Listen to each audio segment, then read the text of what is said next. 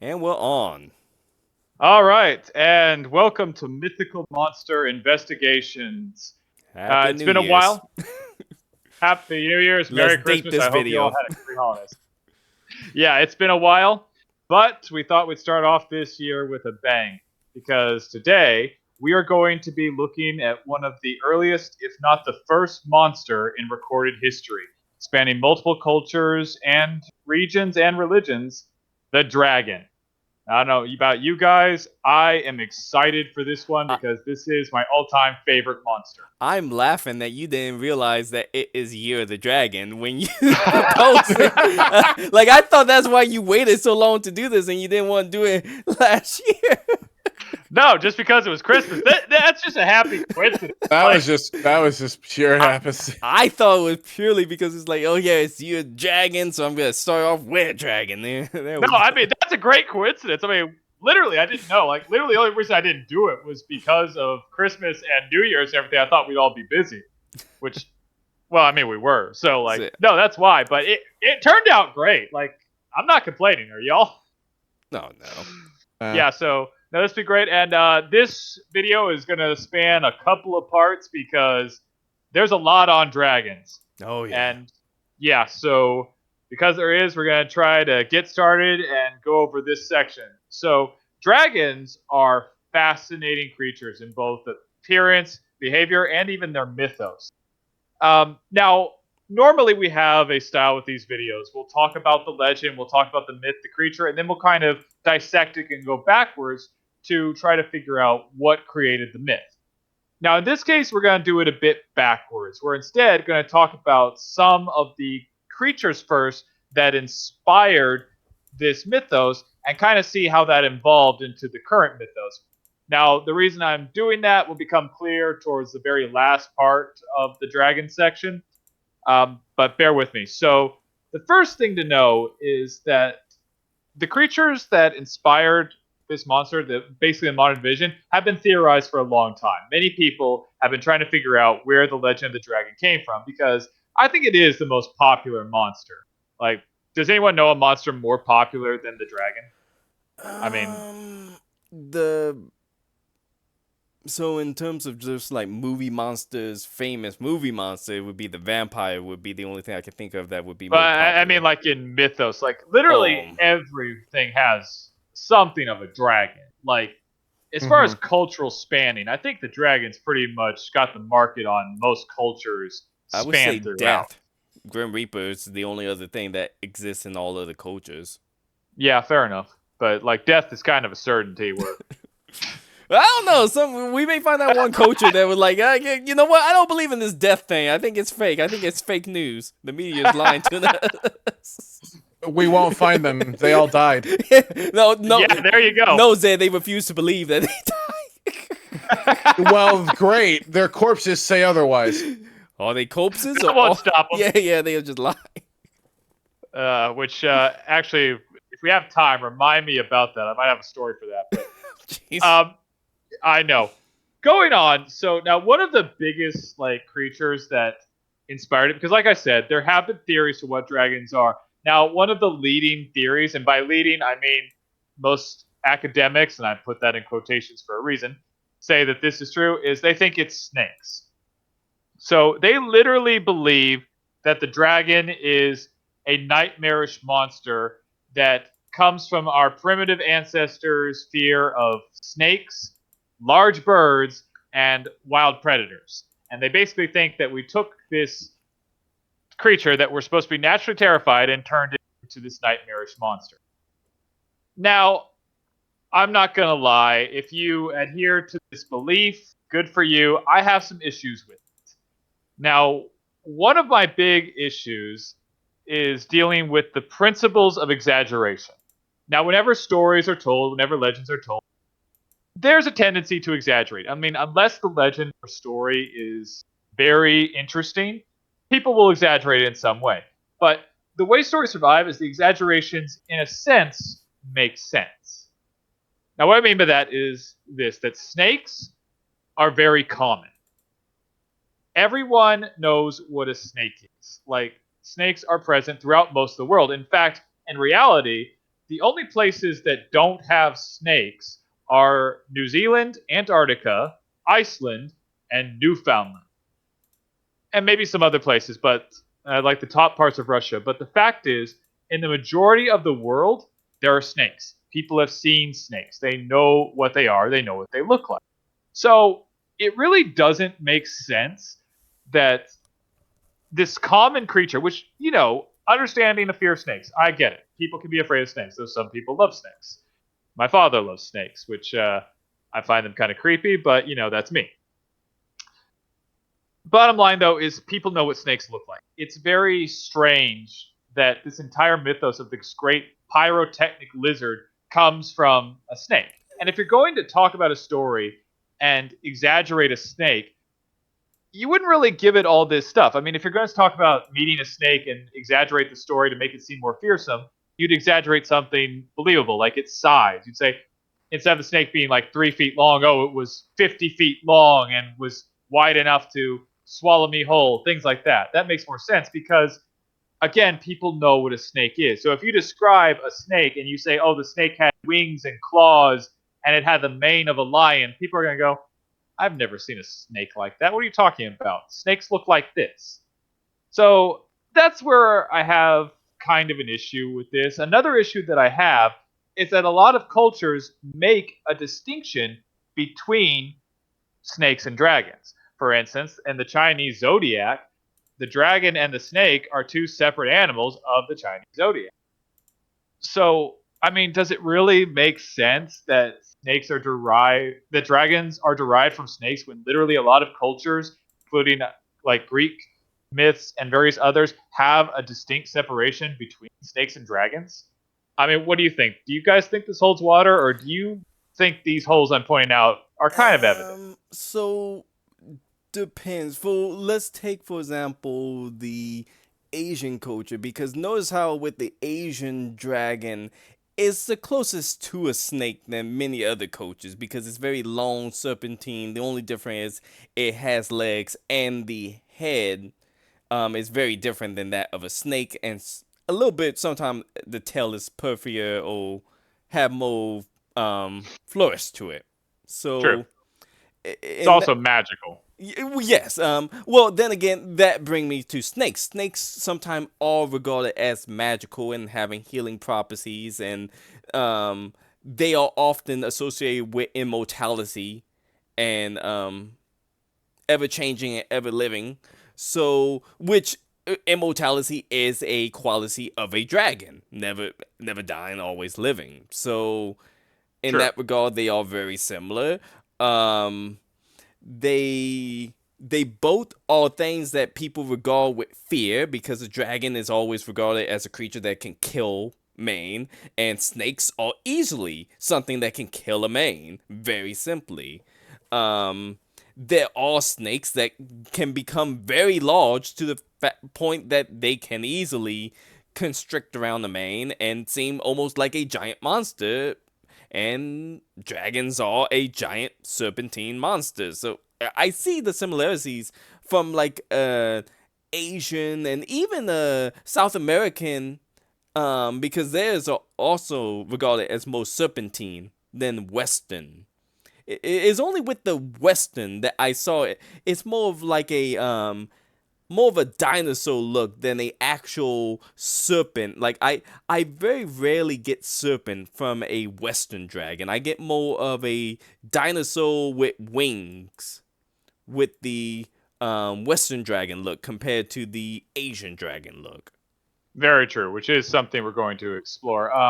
No, you've got a point. I could see it, but again, my main issue is that in a lot of cultures there is again a separation between snakes and dragons. And snakes, again, people know what snakes look like. Do And we? snakes have been around for. Sorry? Well, I mean, just to kind of poke a hole in that of do we know what a snake look like? What's one of the most famous snakes, or serpents, I should say, in that many people in America and Europe would think of biblically for a snake? Well, I was going to say King Cobra, to be honest, because that's the first snake that pops into my head when you mean snake. But every time you say serpent and you say biblical or ancient, people think the Adam and Eve Yeah, story. But yeah, of course. that one is straight up regarded as a serpent that had legs.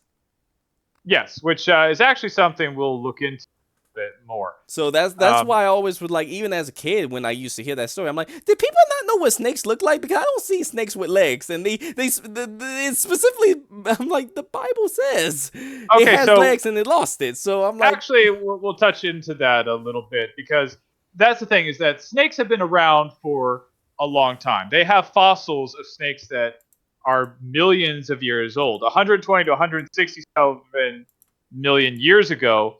I think is the latest date. It might be later, but bottom line, they know for a fact that snakes were around when dinosaurs were around. In fact, they even talk about the famous dinosaur killer snake, Titan boa, which was a massive snake that, well, you can find them if you look up videos about Titan boa versus the Tyrannosaurus rex, which I think they lived in different time periods, so I'm pretty sure they never met. But they're fun videos. The Titan boa was a huge snake, but the bottom line is snakes have been around for a long time now. What is interesting is that there are actually fossils of early snakes that did have legs, or at least semblances of legs. So, kind of weird. And yes, you're right. The Bible does mention snakes had legs before basically the snake got Eve to bite the apple and then was cursed to forever wander around its belly. So I don't know if there's a comparison. That'd have to be a whole nother story to be looked at, but it is interesting nonetheless. and Yep, there's thank you, Titanfall. Alchemist. Now I have a new creature to respect in the Jurassic era. The giant snake that can swallow a T-Rex. Wait, you didn't know about that? I knew of it. I just didn't know that they straight up on the nose called it a Titan boa. Yes, it That's was so called a on the Titan nose. boa. That's so on the nose. I agree, it is on the nose, but, well, to be fair, a lot of these things are on the nose, as we're going to see. But, yeah, so bottom line, snakes are fairly bottom line, there is a separation between snakes and dragons. So Not gonna lie, that is the Alchemist. issue If I I have. saw that nowadays, I would still think that's a dragon. If I saw that coming towards me, I'll be like, Gojira, Gojira. I would be heading for the hill. He probably yes. ate the hill. Yeah, he probably would. That's huge. Like, I can tell Okay. that's for size, and it looked like he's eating like a crocodile or alligator. Yes, he is eating an alligator. And I like, something tell me that's small scale. That if they made it actual size, it would be like the size of a tree trunk in terms of thickness. Well, yeah, probably, because these were massive snakes, but they've been extinct for a very long time. Oh, we should. Yeah, mankind never saw these things. Or live to tell the story, apparently. Oh, I've opened up a whole new door. Jason. Okay, so snakes are one possibility, which I'm not saying it's impossible. I just think it's a little unlikely considering how well-known snakes are. Because again, if you're going to describe this thing, you would describe a huge slithering monster. You wouldn't describe something with wings and 4 legs, right? Yeah.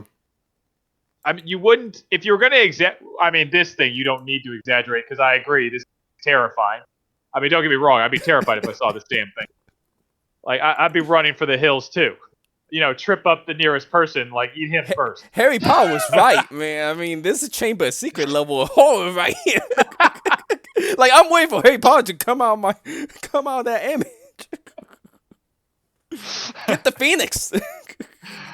Yes, so, well, oddly enough, it looks like this thing actually wasn't poisonous, so... Does that make Wouldn't you feel need to be. Look at it. It could just sleep on me and it would kill me. I don't think poison alone. Shoot, you make this poison, it might well just kill everything on the planet at that point. Okay, so the point I was trying to make is that if you saw this thing or a snake smaller than this and you were exaggerating it, you wouldn't exaggerate it with wings, feet, or pyrotechnics, right? I may have, because I'll be like, have you seen? Okay, Zed, would you? Probably not. Okay, thank you. God, Maybe the pyrotechnics, just because I wouldn't have known what was happening behind me. That would be the sound of the Shadow Allfox trying to burn it. So yeah. Okay, well now we know what the pyrotechnics was. Okay, there we go. Okay, so moving on. Snakes it's not a bad. I mean, it's not a bad explanation. I have some personal issues with it. Now, other creatures that have a far better likelihood of being this source of the dragon, which, while well known today, we're not always known because they don't live everywhere, are crocodiles and alligators. Now, again, these creatures only live in certain areas. They're not completely world spread. So there is a better likelihood that there are people who don't, especially beforehand, who didn't know what these creatures were. And if you look at them, you can see that they actually do look the part. They are scaly, they are reptilian, they're big, they're monstrous, they've got teeth and a big ass tail. I mean, when you think modern day dragons, I mean, that's what most people see when they look at these things. Now, and they are an ambush predator and can grow larger depending on their diet. So how much they eat, what they eat, can make them big. And alligators and crocodiles can get pretty damn big. And because they're an ambush predator, they tend to stay in swampy areas where humans don't normally go and wait for their prey to get close and then grab them and drag them under. So again, there's a good possibility that a lot of people didn't actually know what these things were and wouldn't be familiar with. And they have a top speed of about 20 miles an hour because they can actually go on land, though it's not their preferred hunting ground. Again, they're an ambush predator. They use a lot of energy and need to replenish themselves pretty much. So they tend to grab things, drag them under, drown them, and then feast on it. That's how they hunt. So again, a better contender. And a good example for how this could be a better contender is actually a story of King Richard the First, who had a little scare with dragons. So King Richard I was famously the king during Robin Hood's time, though, you know, there's varied stories on confirmation on that, but we're not talking about Robin Hood. King Richard I was real. He fought in the Crusades, famously the Third Crusade, and came home. And as it goes, while he was in the Holy Land, he brought back a lot of animals they'd never seen before, and one of them happened to be a crocodile. Now, he brought this and he actually kept it in the Tower of London in 1198. And as the story goes, the crocodile escaped. When it escaped, it actually ran through a village of northern Essex and scared the crap out of people because they'd never seen this thing before, and naturally, they called it a dragon. Because, well, come on, if you had never seen a crocodile, you're a poor farmer living in a village, and you see this thing suddenly crawling through your village, what are you going to say? Dinner.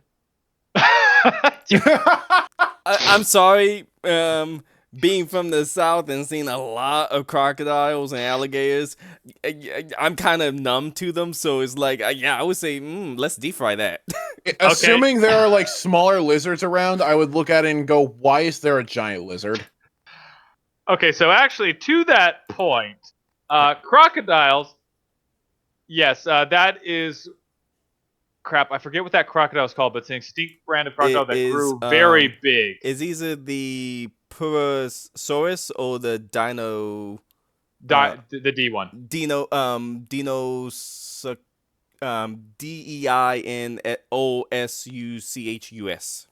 Dionysus. Dionysus, yeah, okay, there we go. I probably butchered that, but yeah, no, they were an ancient breed of crocodile. They were freaking huge, and they would kill dinosaurs. You show me that now that crocodile coming after me. Okay, we'll talk about something else. That's a dragon to me. Yes, I could understand that. So, but also you have to remember, believe it or not, these were simple. The reason I mentioned 1198 is that simple farmers, a lot of farming tools and even spears actually can't pierce the hide of a dragon. I'm sorry, the hide of an alligator. Now you've got me confused. The hide of an alligator. Simple farming tools actually cannot pierce the hide of an alligator. Their scales are very thick. It would take more militarized tools and strong iron to pierce things. And this crocodile from ancient times, they actually did an experiment where they tried more modern day spears and arrows. It couldn't pierce this thing's hide because it was that much thicker than normal crocodiles and alligators. So believe it or not, if you don't have like military grade tools, an alligator is almost invincible towards you because this isn't Texas where everybody has a gun. This is 1198 Northern Essex, I'm just England. thinking, even present day, even the crocodile and alligators we have nowadays all around the world. If I was to take like a hoe or a rake or a shovel to it, that's still gonna take a while. A Yeah, shovel, no. shovel maybe. If I get one good heavy cleave in on the neck or something, I probably can get lucky. But if I hit it in the back or something, I'll just piss it off. No, you will definitely piss it off. Like, alligators are tough creatures. And so, again, that's why they're a pretty good contender. And, again, why I mentioned that story with King Richard I. But the thing is with King Richard I, they immediately said dragon because dragon was already part of their culture. So, considering they'd never seen an alligator or a crocodile before, to already have it in their culture is kind of odd. So it means that probably they were associating it with this, which means that the alligator or crocodile probably is not the genesis of the dragon.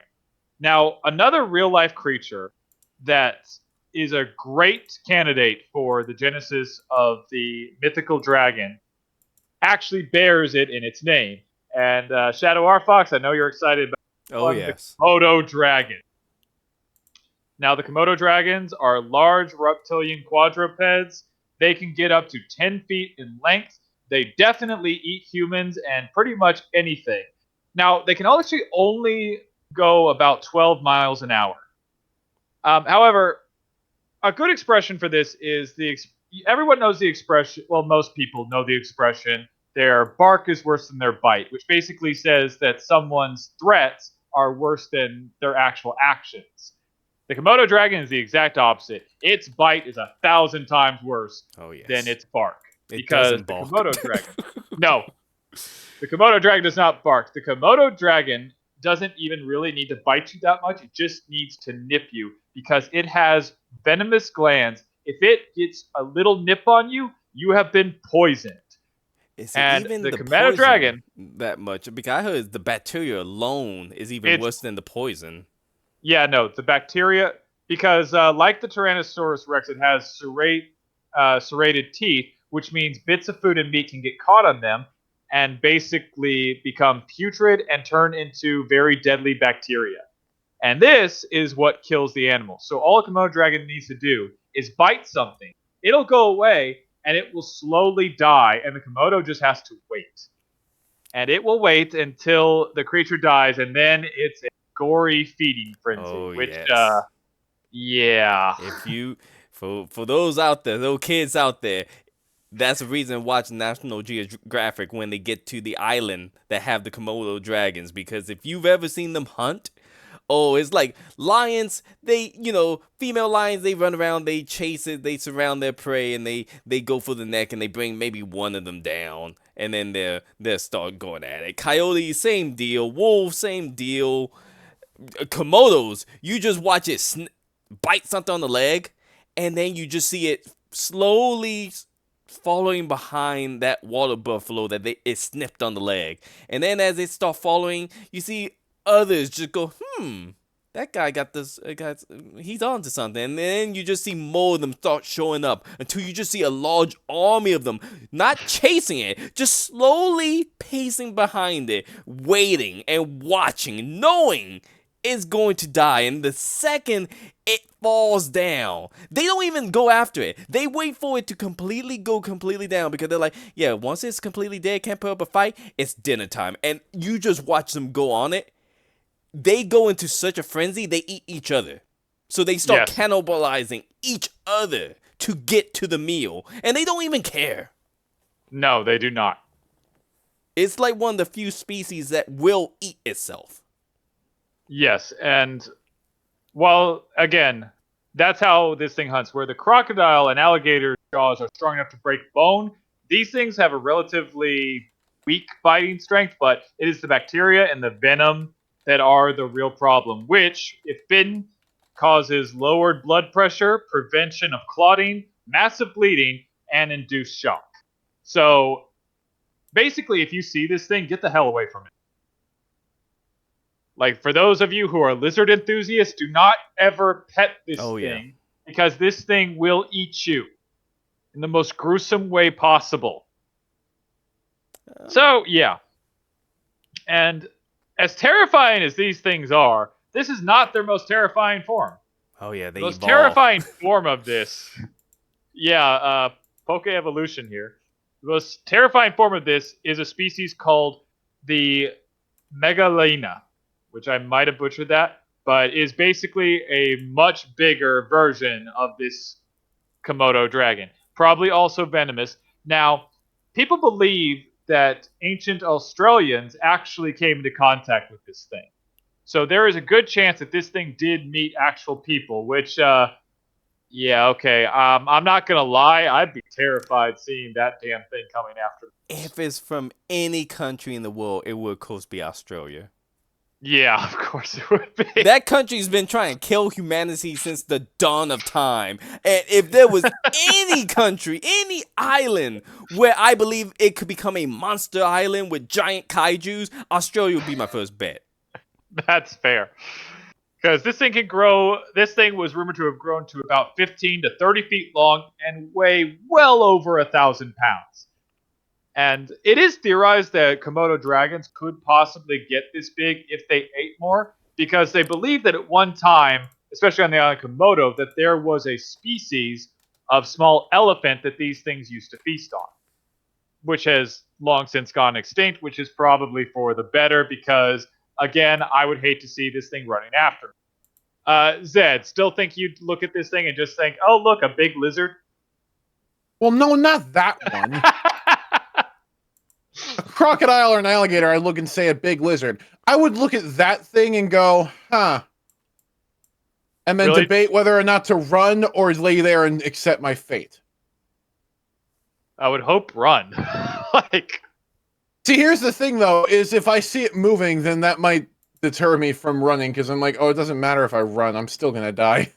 yeah, well, to be fair, knowing me, I might try to fight just because I have a serious problem with the fight or flight instinct. I'm all fight and I'm no flight. Like, I don't know why. I have to think about later. Why didn't I run? Why was I going towards this? I could have run. You would see that in the woods, Alchemist, and you would think, yeah, I'm going to try to punch it. Well, I try to leave it alone, but if it's coming after me, my thought would be, shit, go for the eyes. See, my thought would be, I think I can outrun this. It looked See, I pretty would've fat. thought- I think I can outrun it. I think it ate Jim, so I think I can outrun this thing. See, Who I'm was actually... Jim and why was he there? Yeah, but you were apparently the appetizer, and you know what? Okay. Good. I No, don't have Jim to be is the the person that Shadow R Fox is going, I don't need to outrun that thing, I just need to outrun you. Yeah, I just gotta be faster than the person next to me. I don't have to be the fastest one in the room. Okay. Horrible. So, yeah, but the problem with this thing is that these creatures, probably, thank goodness, are in very limited areas. Oh, yeah. Thankfully, they're not all over the world, so very few people have actually seen them. So, again, it's unlikely that they're the genesis of the dragon, unless, you know, everybody just happened to pass by Australia and it all just spread throughout the world, which, considering the dragon has been around long before the more advanced shipping technology to be able to travel to places like Australia and Komodo, I sincerely doubt it. And they're only located in Indonesia, if I'm not mistaken, so... Yes, I believe that's correct. They're like super... I mean, there's no way a peasant farmer in Europe would saw this. A peasant farmer in Vietnam, Cambodia, Singapore, the Philippines, something, Indonesia, they would have probably seen this thing and go, yep, that's a dragon. Yeah, I could believe that. I mean, especially considering the look of Asian dragons. But again, we'll get to that in another video. Where was I going with this? So, possible contender, but again, unlikely. So, the final thing with it we kind of want to look at for possible contenders, believe it or not, are different from these other creatures in that they have been dead for a very long time, and that is dinosaurs. Now, the term dinosaurs was actually coined in the 19th century by Richard Owen. And, well, Sir Richard Owen, let me give credit where credit is due. Now, he actually coined the phrase dinosaur, which he derived from dinos, meaning terrible, and saurus, meaning lizard. So essentially, terrible lizard in 1892. Which, well, here's the thing, is this comes back to our modern world's interpretation of our own superiority. We think that archaeology is a very new science, which in a way it is. But just because we're the only ones who have really made it a profession doesn't mean that fossils were not being discovered beforehand. There was archaeology in ancient times, because even back then, people will still. What is that? The dinosaurs. What the? What the? If Okay, those, for those. Now, here's the thing. The past few I've had to debate what I'm going to do if they start chasing me. If those things start chasing me, I'm going to beat the shit out of them. Okay, for those who don't know and those on Spotify, I just put a picture of the dinosaur TV series on. I think it's now on Disney Plus. You can watch it. Because they put it got bought out by Disney, but that was a TV. God, Is this I heard shown about to this. children? Yeah. Yeah, I remember this. I never watched the show, but I remember it existed. God, they're terrifying. I believe the entire I would- series is on Disney Plus now. Because doesn't Why? make Why them would any you ever less subject a terrifying. child to that? but Oh God, it's like they're gonna eat our souls. yeah, so it was brought in 1991, 1994. It was called Dinosaurs. It was a full season run. It was basically a family How sitcom. did this last 4 seasons? Oh, How yeah. did it not last 4 seconds? Yeah, 4 seasons. I was told it was basically dinosaurs meet Flintstones, right? Yes. Replace the Flintstone with the dinosaurs. Yeah, I'll that's take why. the Flintstones, thank you very much. I didn't. I couldn't get I didn't even care for the. I didn't even care for the Flintstones that much, but I prefer them. Oh yeah. Remind me after we do this, Zed, to show you a clip from it just to give you some nightmares. No, Oh, no, God. I'm good. I'm good. Keep I'm it not away from reminding me. him of that. I'm good. I'm not reminding him of that. Okay, so- I had to get that joke out there. God. Where was I going with this? Okay, so back to anything else. Fossils. So curiosity was still alive before modern day. People were still curious. They went and looked for things, and they did find fossils. Now the question is, what would they have done with fossils in ancient times when they found them? The answer is very simple. They would have done the same thing that we today try to figure out what they are. And to do this, what are they going to do? Well, again, the same thing we do today. They would try to compare the fossils, mostly skeletons, to things they knew. Like if they found a fossil with sharp teeth, they go, okay, this has sharp teeth. I've seen a lion that has sharp teeth. So perhaps this animal looked like a lion. And it could be that this is where we get some of the Greek monsters from misinterpretations of these bones, as we do today, because with dinosaurs, we do compare them to animals alive today, especially Komodo dragons are favorites.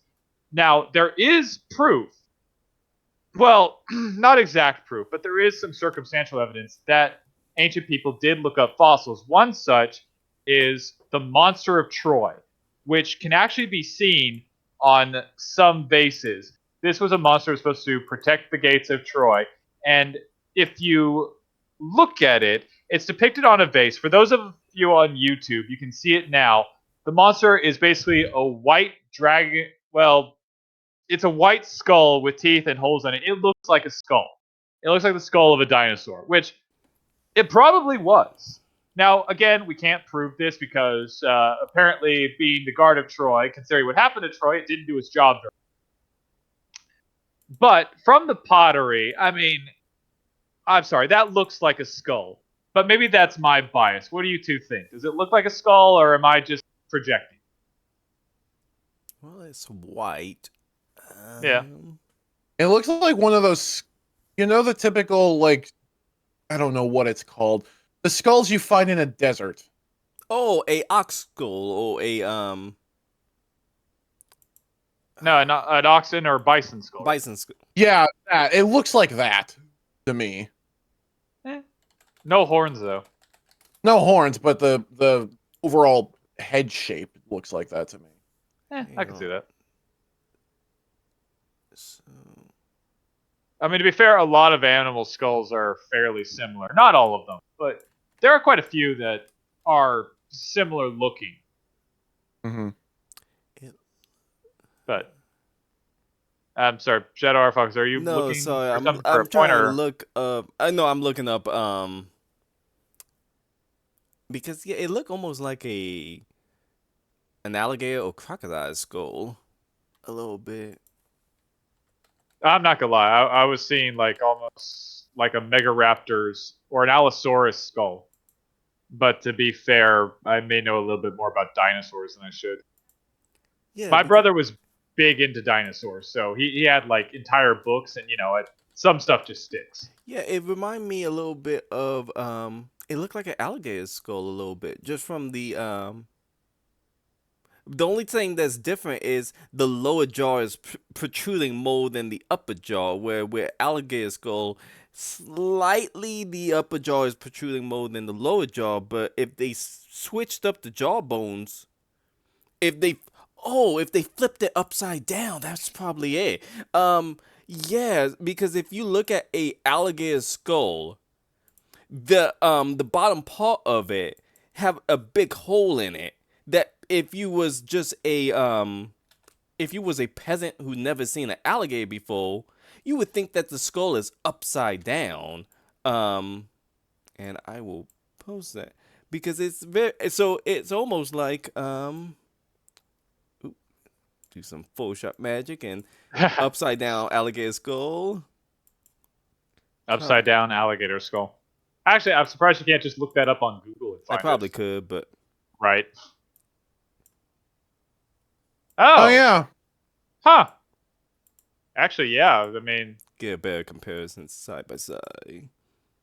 for those of you watching on YouTube, an upside down alligator skull, like that's pretty close. I mean, damn, Shadow R Fox, you might have just solved an ancient mystery. Look at it because when you look at it, the socket is far more protruding. There's one in the back, eye socket in the back, and one in the front. And if you look at it upside down, because of the jawbone, there's a hole in the back of the jawbone, and then a little hole in the bottom paw. And then if you look at it, the teeth, yeah, you see the upper teeth protruding more up now, but if you was to raise open the mouth, the bottom teeth would show, and then you got the classic underbite that is showing in the Voss. Yeah, and if you think about it, if this is actually the skull of the the huge crocodile from ancient times, that might be about the right size as depicted. So yeah, that might be it. Damn, Yeah. Shadow R Fox, you might have you might have just found the monster of Troy. Yeah, How they do you just feel? had. Well, they had it upside It's an down. I overgrown feel like lizard. they're stupid. They had it upside down. I'll come up there. I'll be like, your beast is upside down, dumbass. Ah. And your comment is you can call him that because it's like your city's gonna burn anyway. You like. Damn. I just came here to see Helen. I think I'm 1,000 years too early. Just maybe, but okay. So interesting comparison, but again, this is part of the problem is that if they were trying to compare this to something, trying to compare it's like, oh, this has teeth, might be a dragon. It implies that there could have already been Legends of Dragons existing, which is why they compared it to. Again, it's a maybe, but all of them are very interesting contenders, and it's possible that all these things together could be the mythos of the dragon. But there is a bit more, which we'll go into later. But I don't think all of these are the exact source of the monster. So the question is, what is? Because, like I said before, all cultures across the globe possess some form of dragon. And since there are so many numerous cultures, numerous dragons, we're going to try to separate them. So for this video, we're going to try to look at one particular cultural dragon. Now, while there are many, dragons, like I said, throughout cultures, there are two prominent ones in the minds of people, and that is European dragons and Asian dragons. Both are interesting. Both are very different. The European dragon is a hexapod dragon, meaning it has 6 limbs, often 4 legs and 2 wings. Where the Asian dragon is a quadruped, and it is a symbol of often prestige and good luck, while the European dragon is a symbol of evil and ill omen. So these are the two most famous dragons, and the ones that honestly will probably have some of the most historical and cultural references to be traced. So we're going to start with one of these, and I'm going to start with the European dragon because honestly, it's just a personal favorite. I love the European dragons. They're what I used to draw as a kid. I find European dragons really cool. I love the hexapod dragon, so that's why we're starting with it. And with that, this is a good time to start off a very unconventional game of Who's That Monster Pokemon? So, Zed, your first issue with this is that... Hang on, Alchemist, since you're saying who's that Pokemon. Wait a minute. Yeah, so while this is easy, it's also not that easy considering how many there are now. Yeah, let me real fast. Since you said Alchemist, dragons, you may remember because you like the rest of us at one time did play Pokemon, and you may remember that there is literally a dragon type in Pokemon. Yeah. So there isn't just one. There's a lot of them. Yeah, there's a lot now. And for people looking on YouTube, there's quite a lot in all variations.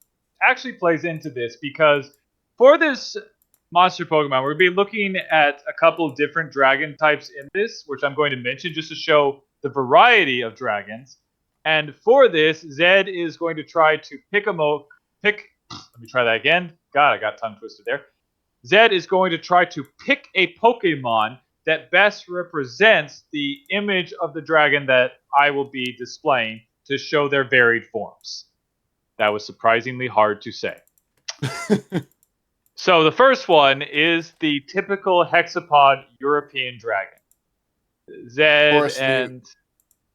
Sorry, what? Of course. No, go ahead. Keep going. Yeah, this typical one is your first one, which I figured would probably be the easiest. Yep, obvious one. First one that came into existence. It is, of course, Dragonite. Because apparently Charizard is not a dragon, which I still say is BS. You and about 97 to 98% of the entire Pokemon community agree. Well, to be fair, it did become a dragon type when it got its Mega Evolution. But it took them how many years to fix that? Oh, jeez. When were Mega Evolution brought into the 2013. Exactly. So 1996 to 2013. That's how long it took them to fix that mistake, and it wasn't a permanent fix. No, it wasn't. I mean, for heaven's sakes, Charizard actually has better atomical wings. I mean, these wings can't fly. I don't know what you're talking about. That thing learns fly. Yeah, it can learn how to fly. Yeah, I know it can fly in the show, but that's some BS. Oh, it can fly in the game. Fly. Yeah, it cannot fly. Look at those things. We'd have more chance of flying by making... I know for a fact that in Pokemon Let's Go, you can ride on the back of a Dragonite that's flying in the sky. I would have a better chance if I made cardboard wings like Cartman and jumped off a roof. That was the one who did it, right? Cartman? Yeah, no, it was Cartman who did something that's... and that he was doing it not for your reason. He was doing it to imitate Icarus. Which is also a dumb reason to do it. Yeah. Okay, so yeah. But I figured that one would be pretty simple. I think this one's pretty straightforward on why it represents... I will give you this. Let me at least give you this, Alchemist. There you go. There you go. That's the Charizard Mega Evolution where Charizard do become a dragon type. So I thought it was right to mention him because that also looked more like a European Western dragon. Yes, it does. I still don't like the blue fire coming out of the side of his... Sorry, I don't like it. Well, It looks weird to me. I don't like it. unfortunately, other Mega Evolution, I think, is fire flying. If I'm not, It's still fire. It's still fire flying. It literally Yeah. just looks like a more jagged dinosauric version of whatever. Charizard. Yeah. But yeah, so those are clearly inspired by the European dragon. I mean, there's no question. Oh, yeah. So part of our culture, and we'll look further at some of the cultural influences that dragons have, because again, dragons are just so much ingrained into our culture that we might not completely realize it. Now, dragon in itself, the actual word dragon, is derived from the Greek word Draco, which, not unsurprisingly, means serpent. So this name first appeared in the 13th century. And in the 13th century, we also get one of the earliest depictions of dragons, which were found in 13th century novels and manuscripts, which, well, actually showed a long serpentine dragon with 4 limbs. And actually, some of them could have up to 6 wings, 2 wings on their hind legs, 2 wings on their front legs. But all of them pretty much what you depict on these 2 dragons. So this is where it pretty much started, the 13th century. And for those of you watching on YouTube, this is one of the earliest, if not the first depiction of the hexapod dragon that so many people know. And now, what the biggest thing to note about this type of dragon is its overall presence and omen. This thing was a creature of evil. In European mythology, the dragon is a monster that must be overcome. It is always the antagonist. It's never the good guy. It's never meant to bring you luck. It is a monster that must be overcome and that will kill you if you don't. And while it is present, it's not universal in Europe. Now, dragons did vary. Some dragons had multiple heads, for instance, which I'm told that there are Pokemon that can represent dragons with multiple heads. For those watching on YouTube, they're going to try to find them now. Try to find them. We have them. Oh yeah. I'm just giving you time to put them actually up. Oh, okay. Did yeah. we have one that we wanted to go with? I mean, if we're going with multiple heads, you can use both, either one. Okay. Wait, you had more than one for this? Oh yeah, no, that's most for these. Yes. God, you thought there was one?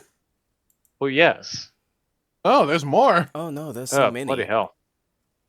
Okay, seriously, what is going on with Pokemon? Do they just make up shit? No, even as I'm saying this sentence, yes, so I'm going to stop right now. I'd like to point out that in the recent generations, there is a Pokemon literally a sentient dessert cream. I don't even know how to say that. Uh-huh. Like, that's just... So, yeah, there were ones with multiple heads, and then there were ones that were exceedingly stranger, which actually Shadow R Fox is apparently trying to find the Pokemon with multiple heads, as well as trying to find the image of a dragon with multiple heads as well. Oh, sorry, there's so many Pokemon. I'm getting swamped by all the Pokemon and dragons. There's so many. Well, oh no, there's. Oh, gee. Because I thought the next one was going to be the snake. So that's why I was getting that one ready. So I didn't know it was that one. I'm like, oh, geez, multiple heads. Oh, you were getting the snake ready instead? Yeah. The snake was just, like, I wasn't expecting you guys to find one for that. Because I figured that would be... Because some dragons are just automatically snake-like. Which, well... I mean, yeah. Which actually will come up to play when we talk about Asian dragons, which will actually be in a later video, because Asian dragons have just their own subculture, because there's entirely different mythos with Asian dragons, as well as a variant of how they go. So, it's having that much trouble, huh? Oh, there's so many of them. I'm putting all of them now. Oh, You're God. putting all of them now. All of them. You could just do 2. We don't need all of them. No. We do this right. Okay. Oh, Okay. like I agree. We only need the 2, but yeah, because if you're gonna do all of them, you're the yeah, one with yeah, you Photoshop don't open. We need to can't do. stop You you. really don't need to do all of them because there's still a bit more to cover here. No. Because we still have other dragons We to pull got through. we gotta do justice to so many of them. Oh Plus, I will God, also what have try I and done? find the image of the multi-headed dragon that you shared with me, but that one Oh, was wait, did you find it or did you lose? What the heck is that apple thing? yeah That's that Hydrapple. Hydra apple. To give you Really? Hydra apple? Yeah. Yes, Seriously? Hydrapple. Okay. Zed, you want to explain these things? Oh, that's very easy. So Hydrapple is self-explanatory. It's several of those little things crammed inside of that one candy apple. Candy app? Really? Yep. Yes, it's a candy apple. Okay.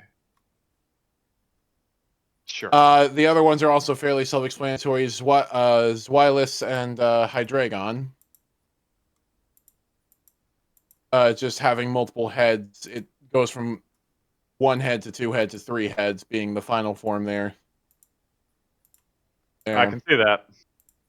Okay, I swear if I I couldn't forgot. I find your forgot. picture. I did forget about the middle form with 2 heads. I remember Zweilous. I forgot that it, for some reason, was the 2 heads.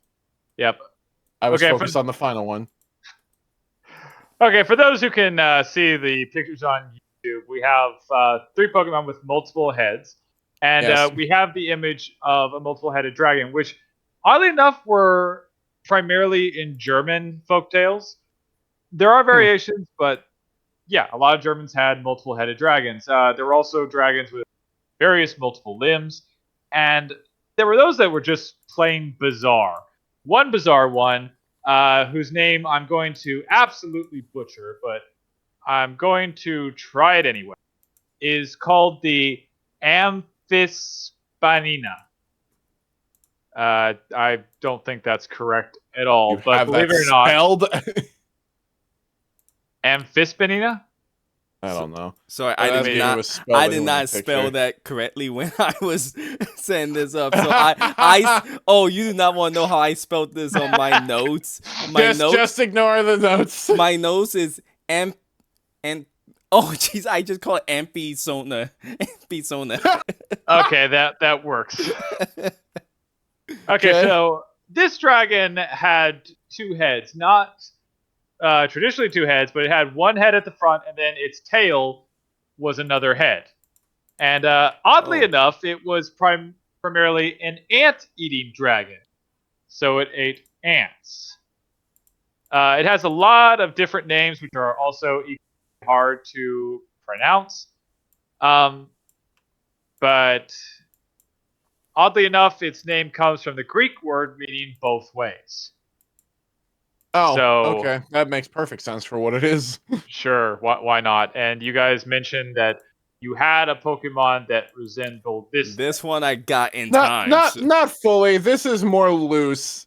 There's only one that I can easily come up with that has a head on its tail, and that's the Alolan Executor, which is just a long palm tree. Well, Because technically, one of its heads is at its tail. I'll count it. You know, Pokemon has apparently desserts that are Pokemon, so why not? Yeah. Now, what's funny is you said the name was like. And before anyone asks, yes, this random palm tree that you now see on your screen is canonically within Pokemon a dragon. Wait, that seriously is a dragon? Yes. Yes, it is dragon type. That is a dragon. Okay, you know what? Pokemon's got some serious bullshit going on. Like, it is some bullshit. What's the name, Zed, of that mega evolution of that yellow Pokemon, yellow electric type Pokemon that become dragon? Ampharos. Ampharos? Because when Alchemist was trying to say that dragon, I thought Ampharos. Because I mean, you can show Ampharos, sure. Yeah, that's the only one I can think of that, it I doesn't mean, the main look, thing... well, it doesn't look like, It doesn't look like it at all, no. yeah, no, not at all. But in terms of name, it names what you're trying to name, Alchemist. It sounds very close to it, and that made me think, okay, maybe that's what he's referring to. But you should see it on screen very soon, and I almost want to say it's scale to size with the executor just by the PNGs. Yes. Wow, that looks majestic. Yep. I'd like to point out that thing is also a dragon, and the thing that makes it a dragon from its original is the fact that it gains the fluffy tail and the hair. Okay, is anyone else getting like a weird reverse Farrah Fawcett pet from? I mean, am I the only one who's thinking that? Okay, so yeah. So technically they fit with dragon types because there were originally dragon types like that. Yeah. Wow, we gotta, I'm starting to wonder just how much does mythology dragon kind of mix with Pokemon? A lot. Oh, a lot. All of it. Because, Yeah. So they, many. They go and like for one thing, I don't know how much of. For the longest time, dragons were only weak against other dragon-type Pokemon and ice Pokemon. And then recently they introduced fairy types that can take on dragon. And yeah, I think, well, how did that apply? And then I think, well, fairy, magic, dragons. Okay, I can somewhat see it. Yep. Okay, so the final weird type of dragon that we're going to look at that doesn't have a direct story to talk about is another one I'm going to probably butcher, but it's called the Tarska, which is a dragon from French mythology. And according to it, this beast had a lion-like head, a body wrong one. A body protected by turtle-like. Its body was turtle-like, and it had a serpent's tail with bear-like claws and poisonous breath. Yeah, that's the next one we're going to talk about, actually, for those of you watching on YouTube. This is lion-faced turtle one. I have the lion. You have the lion-faced turtle Yeah, one? I don't recall getting the lion-faced turtle one. Really? I'm sure I put in a picture of that for you. Well, if you look up Tarska, you can find it. Oh, I'm not going to spell that properly. No, believe it or not, it's easy to spell. Oh, I see the picture in here. Yeah. At least in the Discord chat. Oh, okay, well. For now, generic dragon while I grab For now, generic dragon while we that do it. one, okay. Okay, now we... Okay, I missed the link. Oh, sorry about that. That's on me. Now, so Zed, did you have? Well, you see what it looks like, Zed. Do you have a Pokemon that matches with this one? While so Shadow Fox tries to grab the it. closest thing that I have to that, because there is not a Pokemon, unfortunately, that is a turtle, that is a lion turtle. Kyle, I was gonna say there is a dragon turtle in Pokemon. That works. And that would be Turtonator. Okay, I will grab both of those. I'm sorry. That'll be what? Turtonator is its name. Turtonator? Yes. Yes. Seriously? Yes. Okay. Was the creator just watching Terminator and got bored and say, need a new Pokemon? Possibly. There's a turtle and Terminator. Quite possibly. Quite possibly. What's your new Pokemon name? Terminator. Here's money. Thank you. Yeah. It's like, damn, I don't even have to try. They stopped trying when they first made them. That's why I couldn't enough. get your image. Remember, within the first 150, there are two piles of sludge. sludge. Is that thing? That's Turtonator. The hell it is? It looks like a... Man, that looks like some kind of eagle murdered a Staryu, painted its corpse, and put it on its back. Well, it's a turtle, and it's a fire dragon, so... Looks more like a bird. Oh, that's a turtle. Okay, again, Pokemon is freaking weird. But again, the point is... dragons are... You know what? Maybe the original... Now that I see the original, maybe that thing... It does kind of look at when... I mean... You say it, but Alchemist, if I look at this and I looking at them both side by side, they both have a shell. They both have spikes on this shell. They both kind of have a prickly tail. And looking, even though it's a lion's head, the lion's head is different than the Totinator's head. But mane, looking at it, kind of look just like on a flat top. It's not like as puffy as a lion's mane. So, in a way, it kind of does look like it. I mean, no, it definitely fits. Just they're Just both less weird. legs. Funny thing, it does actually look more like a lion turtle from the Avatar cartoon series. Yeah. But not as massive. So, okay, funny enough. But yeah, so that's the last odd dragon that we're going to go through. And the main point of this, besides giving Zed a little bit more fun with his dragon Pokemon, was to kind of look at how strange dragons have become, especially in European mythology, because they kind of went all over the place. Now, some of the other ones I do want to look at, we actually are going to spend a little more detail in. Where I do have a theory about this one, I'm not going to get into it because I just thought of it now and don't have any way to confirm it. Now, one that I actually will talk about a little bit is the Tatzelworm. The Tatzelworm. Probably not pronouncing that well. That was the original image you had up there, Shadow. Yeah, I got that one, and I know which one.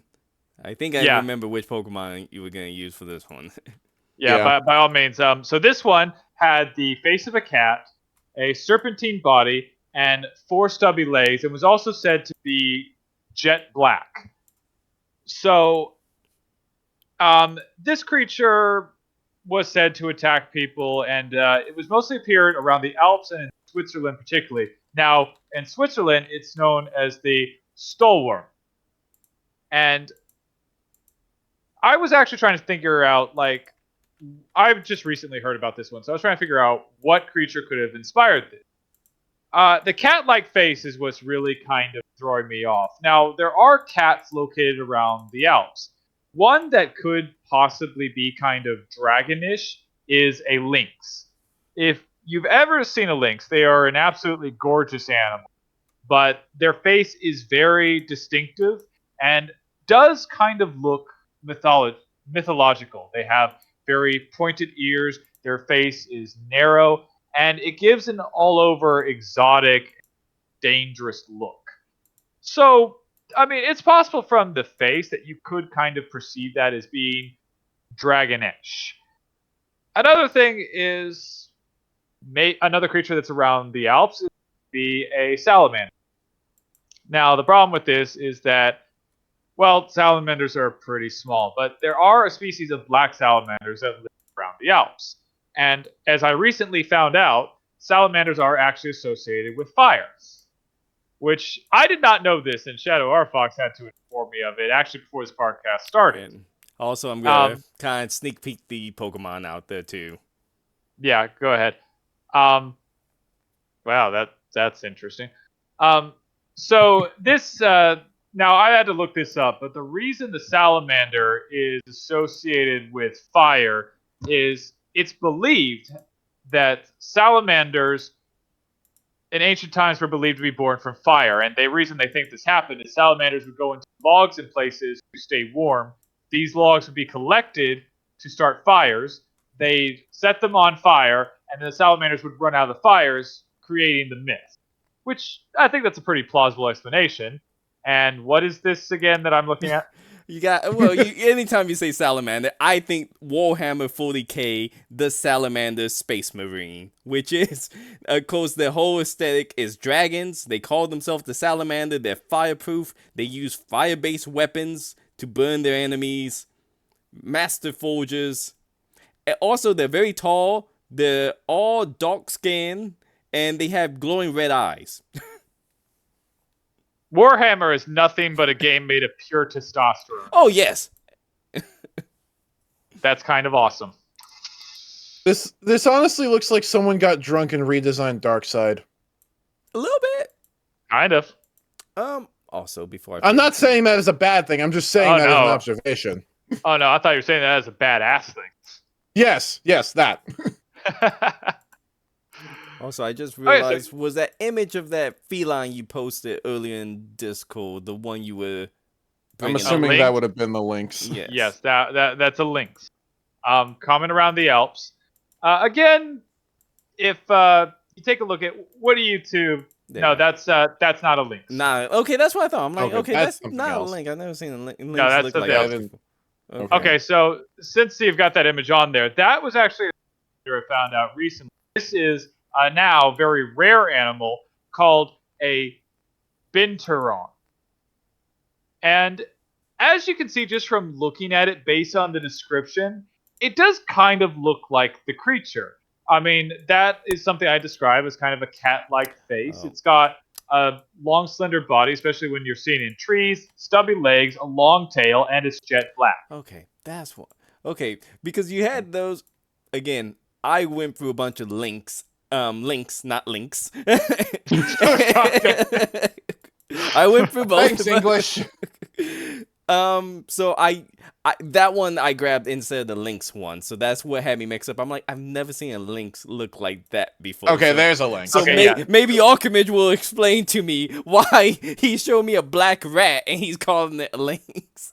Okay, well, it's bigger than a black rat, but yeah. So, okay, you've heard my explanation for this, which is brand new. I haven't done any research to really look into this. It's just a personal thought. What do you guys think? I mean, the top one is honestly the most convincing argument with the long tail and the Okay. fact that they were mentioned to be jet black in the first place. let me throw everything kind of together just so that way we can get a good comparison. Yeah, and again, cat-like face. Because the cat-like face is what I had the most trouble with. But that thing, like, I mean, it's pretty close. I gotta admit, Yeah. Zed, the walking weight is pretty close to it. Looking Yeah, at it, yeah, like the so- more I look at it, I think the walking weight was pretty head on. Yeah, so moving on to the Pokemon real quick for this. Yes, the one I selected that was closest to this was a more recent one, Walking Wake, which is a past version of Suicune. Because apparently in the past, Suicune was a basilisk. Okay, that works. But it does fit it with the tail, the claws, and while it doesn't fully have a cat-like face, it's not that far off. Okay. So, yeah, again, dragons are unique and very interesting and diverse in what they look like, especially when it comes to European dragons, which, while we think mostly of the hexpod, they do come in other variations. Now, here's the slight issue. As you can see, this is one that I could kind of see based off a real creature, but we have a problem in that the myths of dragons start getting divided when it comes to how they told it, because later on dragons became used in Christian stories to represent evil, to represent Christian triumph and Christian victory over an insurmountable monster. So that's where accounts go from just talking about an evil to possibly talking about a real creature. And you can kind of see this in King Arthur's legend about the dragons, which if anyone knows, there is a tale that Uther Pendragon had to go and find Merlin to construct a tower, and the tower wouldn't stand up, and he was trying to figure out why, and it turned out that they fought on top of the dragons. And the dragons were one red and one white, and they came out after the tower, and they fought each other, and I believe the red conquered the white, though I think in some stories it's the other way around. But basically, that was an omen symbolizing that the army of Uther Pendragon, the red dragon, would conquer the opposing army. And that was some of the mythos of dragons. So dragons became symbols of power, omens of ill deeds, and things like that. And that's where things get a little sketchy when it comes to actually being able to talk about real dragon stories versus ones that were clearly meant to be fanciful. For instance, they start breaking up. Like another famous dragon is the wyvern. And the wyvern, while looking dragonesque, is supposed to be a separate species. It looks everything like a dragon, except it only has 2 limbs and wings. sometimes no limbs at all, and just wings. So basically, a big snake with wings is essentially what a wyvern looks like. And other dragons are said to look like worms. For instance, the Worm Hill Dragon, which, if anyone is a Lord of the Rings fan, if you've read The Hobbit, you might have, or even watched the original animated movie of The Hobbit, you'll remember that Bilbo Baggins and some of the others called Smaug the dragon a worm. They referred to him as that worm Smaug. This could be a direct correlation with some of the worm-like dragons that there are various mythos of in Europe. Although this dragon, of course, was inspired more by the dragon of Beowulf, but it is interesting in that, and perhaps that's why he was kind of called a worm as an insult in the book. Just food for thought. What do you guys think? Maybe? No? I mean, maybe I know that. Ironically enough, the most I know about worms is there's actually Yu-Gi-Oh cards that are a type that is worm. Yeah, that's true. That is like that, and they are dragon-esque. Yep, and then sorry, go ahead. Yeah, that's it. The only other thing is I was looking at the list and I noticed there's one in there, Eternatus, that fits the description of worm fairly well. Yeah, so again, more proof that dragons come in very weird phrases. Even the Greeks had some dragons, though not as many. The Greeks had Ladon, which okay, so this is part of Hercules' 11th labor. Now, most people remember this one as just Hercules tricks Atlas into getting the golden apple, and then he leaves. But there's another version of this where Hercules has to kill a dragon guarding the apples, and he does and takes them. That's the thing with Greek myths. Oftentimes they have various stories of the same mythos, and the one we've heard of is popular.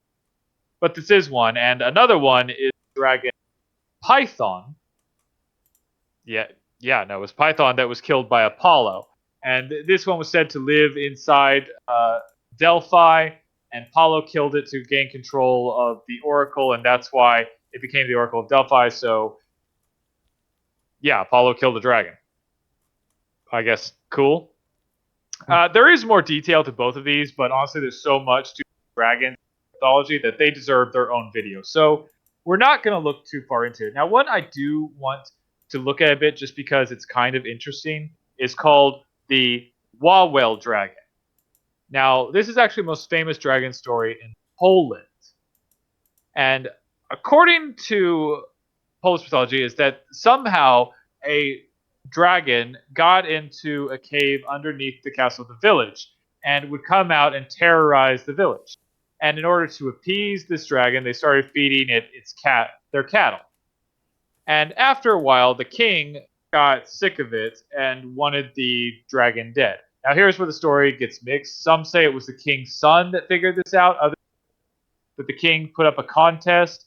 A bunch of knights tried to kill the dragon, but their spears and weapons did nothing to its hide.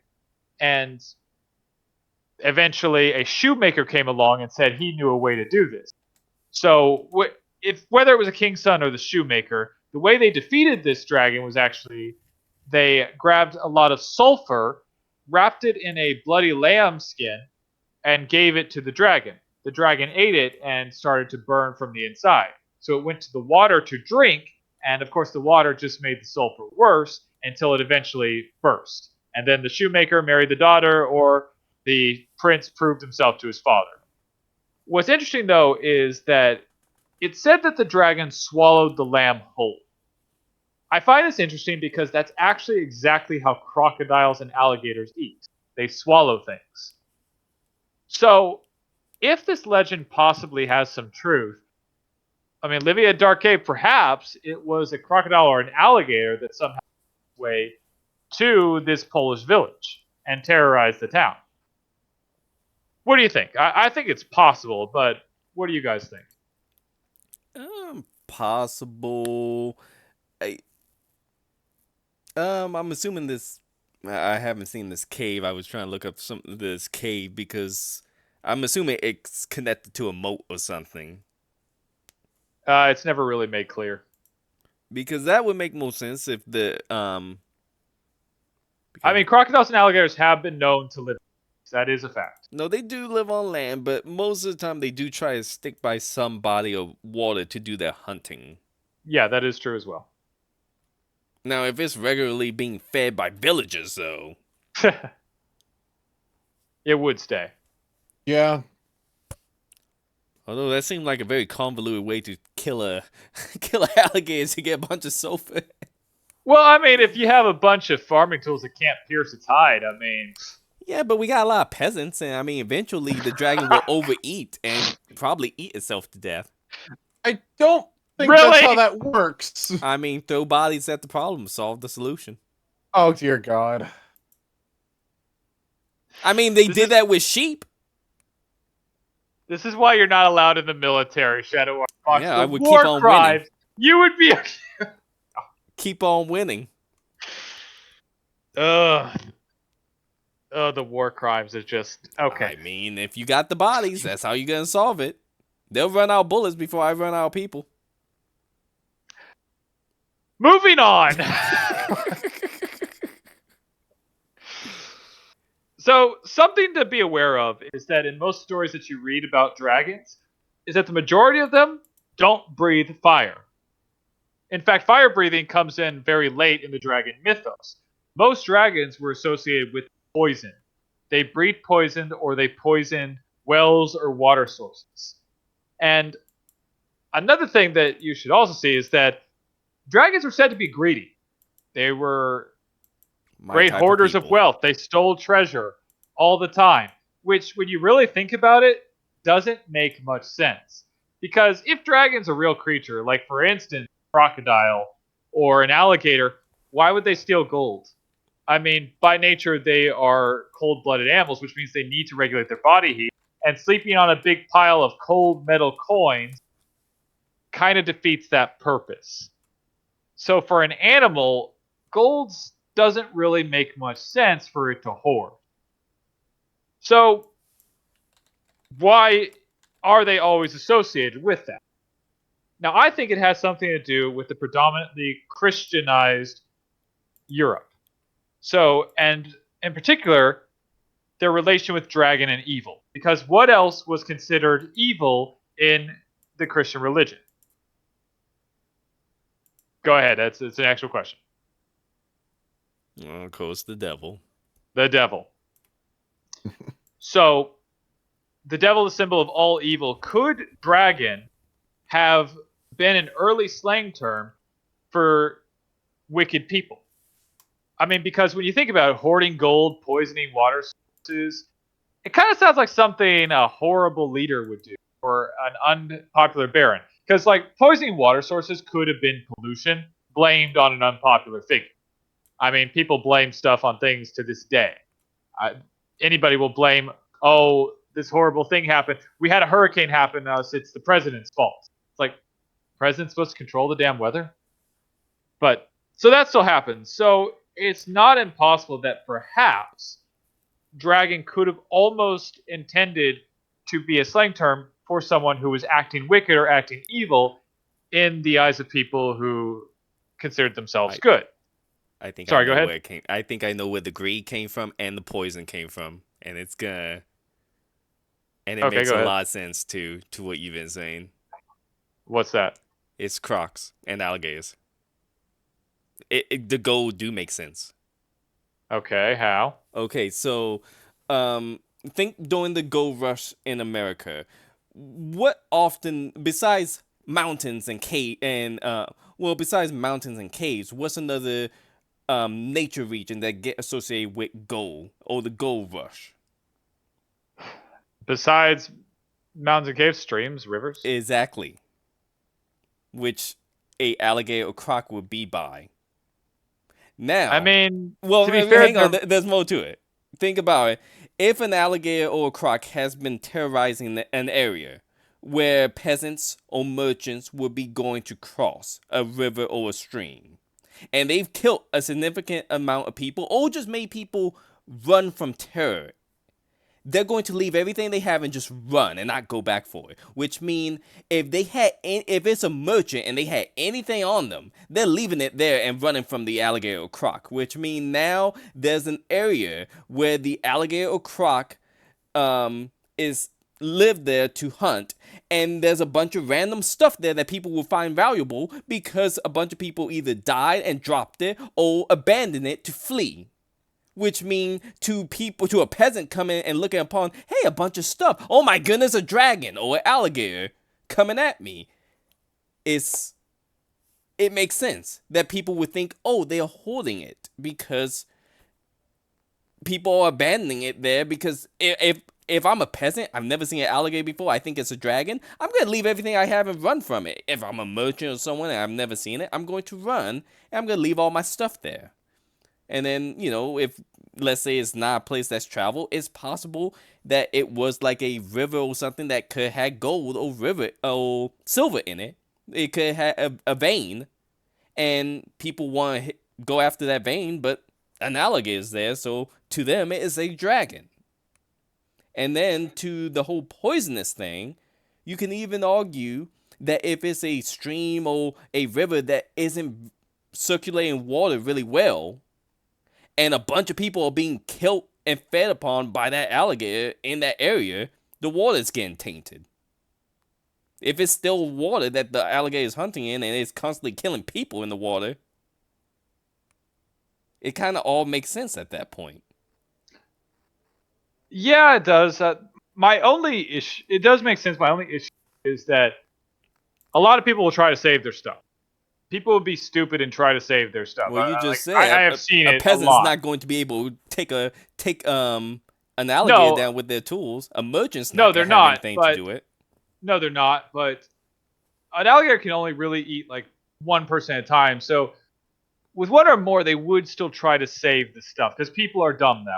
Yeah, they would, but they wouldn't get everything.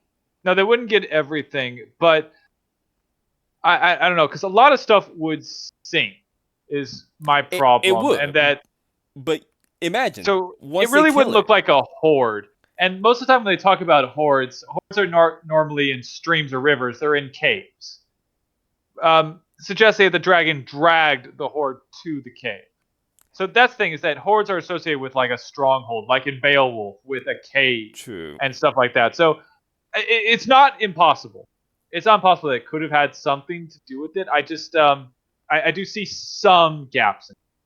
But it's not a bad thought. I don't often see alligators in cave. So that's what always strikes me as odd, because I'm like, if we disregard caves, because it's very rare that I ever see alligators just, oh yeah, there's alligators in that cave. I'm like, well, is it connected to a body of water or something? No, that's true. But that's why I thought that perhaps dragon, maybe this is where some of the mythos comes in, to where dragons hoarding treasure is because the culture of trying to denote anything evil. So a baron defeated by a knight or defeated by people becomes a dragon as a representation of his greed and evil. If you can see that. Yeah, no, that's true, because people often did use the myths to describe people. I think there's been several times where a person was referred to as a dragon rather than the actual creature. Yeah, and there are even some myths of dragons being able to turn into humans. So it fits in a way. And the reason I would devil also is, one of the big question is, why do these dragons have wings?